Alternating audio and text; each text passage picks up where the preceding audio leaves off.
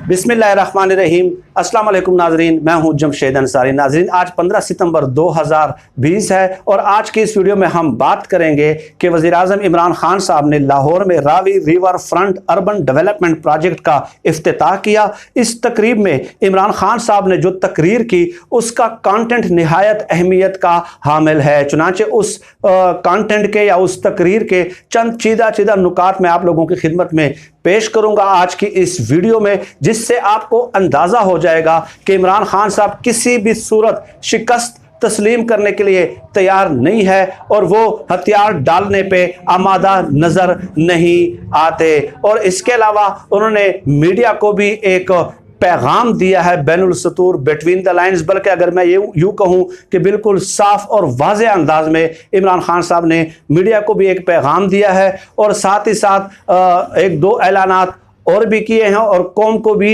एक पैगाम देने की कोशिश की है। चुनाचे इमरान खान साहब ने कहा कि जब मैंने मियावाली में नमुल यूनिवर्सिटी का इफ्तिताह किया तो उस वक्त तमाम तर लोगों ने अक्सरियती लोगों ने मुझे ये मशवरा दिया और मुझे इस बात पे कन्विंस करने की कोशिश की कि ये प्रोजेक्ट काबिल अमल नहीं है। देहात में प्राइवेट यूनिवर्सिटी नहीं बन सकती, सिर्फ सरकारी यूनिवर्सिटी बन सकती है। और साथ ही साथ ये भी कहा गया कि अगर आप यहाँ पे एक बिल्डिंग खड़ी कर भी देंगे, प्राइवेट यूनिवर्सिटी अगर आप खड़ी कर भी देंगे, तो हाई प्रोफेशनल्स जो होंगे वो आपके लिए अवेलेबल नहीं होंगे। लेकिन मैंने वो मुमकिन जो है वो करके दिखाया। और इसके अलावा इमरान खान साहब फिर कहते हैं कि जब भी कोई मुश्किल वक्त आता है, थोड़ी बहुत महंगाई बढ़ती है और कौम मुश्किल सूरत हाल से दो चार होती है, तो उस वक्त कैमरामैन माइक पकड़कर पूछते हैं कि हाँ जी आप बताएं किधर है नया पाकिस्तान। और इसके अलावा उन्होंने एक मिसाल भी दी कि कराची में फ्लड आया है, लोगों की दुकानों में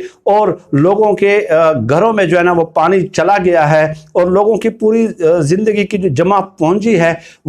वो पानी अपने साथ बहाकर ले गया है। तो उस वक्त अगर आप माइक पकड़कर उनके पास जाएंगे और उनसे पूछेंगे कि हाँ जी आप हुकूमत की कारकर्दगी से मुतमईन है या नहीं है, तो क्या वो शख्स जिनके जिंदगी का पूरा सरमाया लुट गया है वो आपसे ये कहेगा कि हाँ जी हुकूमत की कारकर्दगी ठीक है? भाई एक तूफान आया, एक इब्तिला और आजमाइश का दौर आया, तो उस वक्त भी आप नया पाकिस्तान जो है वो ढूंढने लग जाते हैं। इसके अलावा इमरान खान साहब ने महंगाई तस्लीम करने का ऐलान भी किया और साथ ही साथ इकरार किया, एतराफ़ किया। साथ ही साथ ये भी कहा कि लोगों को बहुत सारी मुश्किलात है, आई नो, मुझे इन मुश्किलात का एहसास है, इदराक है, इल्म है। ये बात नहीं है कि मेरे इल्म में ये बातें नहीं है, लेकिन इसका मतलब ये नहीं, इमरान खान साहब ने जो कहा, और बहुत अहम बात है ये नाजरीन, कि इसका मतलब कतई तौर पे ये नहीं कि आप अपने ख्वाब छोटे कर दें। मुश्किलात आएंगी, तारीख़ का मुताला अगर आप करेंगे, और तारीख़ हमें ये सिखाती है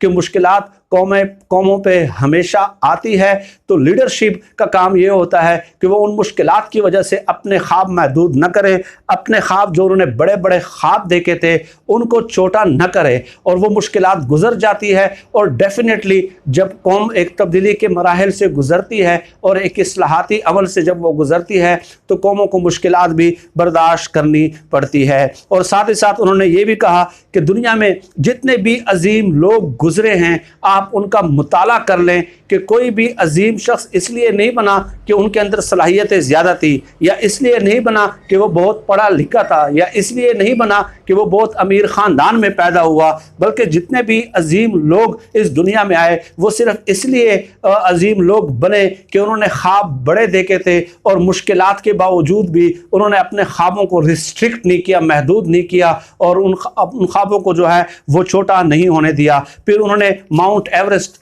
सर करने वाली शख्सियत का जिक्र किया कि उन्होंने ख्वाब देखा कि मैंने माउंट एवरेस्ट सर करना है, हालांकि उससे पहले कई लोग माउंट एवरेस्ट जो सर करते हुए अपनी जान दे चुके थे, मर चुके थे उस मिशन में, उस मुहिम में, लेकिन जिस शख्स ने ख्वाब देखा कि मैंने सर करना है तो उसने सर कर लिया। और इसके अलावा उन्होंने ये भी मिसाल दी कि वो भी तो आखिर इंसान था कि जिसने ये तय किया कि मैंने चांद पे पहुंचना है, हालांकि उस वक्त मौलवियों ने यह भी कहा कि ये पागल है और अगर कोई शख्स इंसान जो है वो चांद पे चला जाए तो क़यामत आ जाएगी, दुनिया ख़त्म हो जाएगी। ये भी इमरान खान साहब ने मिसाल दी। तो दैट मीन्स कि इमरान खान साहब का कहना ये था कि बड़े बड़े लोग जब लोग अजीम तब बनते हैं कि जब वो बड़े ख्वाब देखते हैं, और जितने भी मुश्किल हालात आ जाएं। अब आप बताएं कि माउंट एवरेस्ट जिसने सर करना हो तो क्या रास्ते में किस कदर मुश्किल मौसमी हालात से उसका जो है ना मुसाबकत होती है या मुकाबला होता है और दरपेश होती है, किस कदर मुश्किल हालात। लेकिन उसके बावजूद भी वो शख्स पीछे नहीं हटता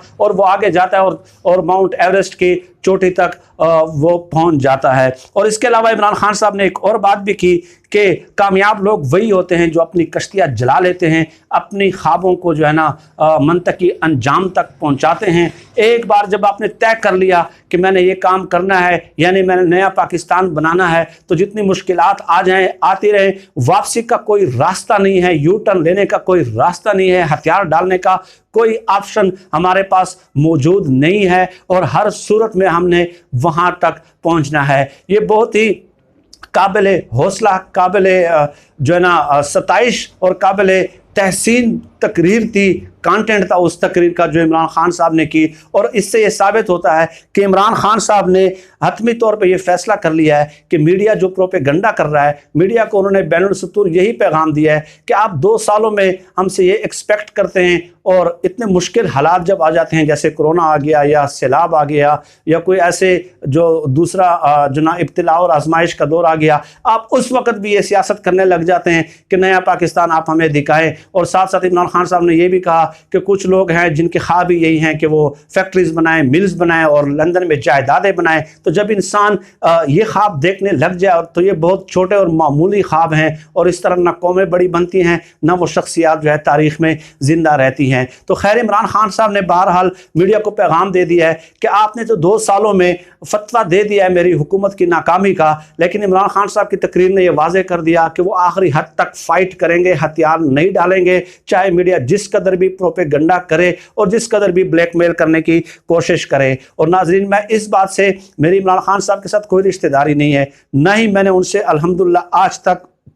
कोई ज़ाती मनफियत हासिल की है, और न ही अल्लाह ताला मुझे उस मकाम पे लाए कि मैं किसी भी हुक्मरान से कोई मनफियत हासिल करने की कोशिश करूं। लेकिन इमरान खान साहब ने ये जो बात की है कि 2 सालों में आप पूरा जो ना एक स्ट्रक्चर जो है ना वो उसकी तब्दीली चाहते हैं और एक नया पाकिस्तान चाहते हैं, तो इस बात से मैं इत्तेफाक इसलिए भी करता हूँ कि अगर आप तारीख़ का मुताला कर लें कि तारीख़ में माशरों ने कैसे अपने इर्तिकाई सफ़र तय किए हैं, तो तारीख़ पढ़ने का फ़ायदा यह है नाज़रीन कि वो जो तब्दीली के जो मराहिल है वो कलम बंद करती है, और जो पढ़ने वाला शख्स है उसको ये शऊर दे देता है तारीख़ कि तब्दीली जो है वो मरहला वार होती है। एकदम से जो है मैंने पूरी इंसानी तारीख़ जहाँ तक मैंने उसका मुताला किया है, तो मुझे कोई ऐसी सूरत हाल या ऐसी कोई एग्जाम्पल मेरे सामने नहीं आती कि एकदम से जो है वो फ़ौरन जो है वो पूरे माशरे का जो पुराना फरसूदा जो स्ट्रक्चर होता है वो तब्दील हो जाए। उसके कई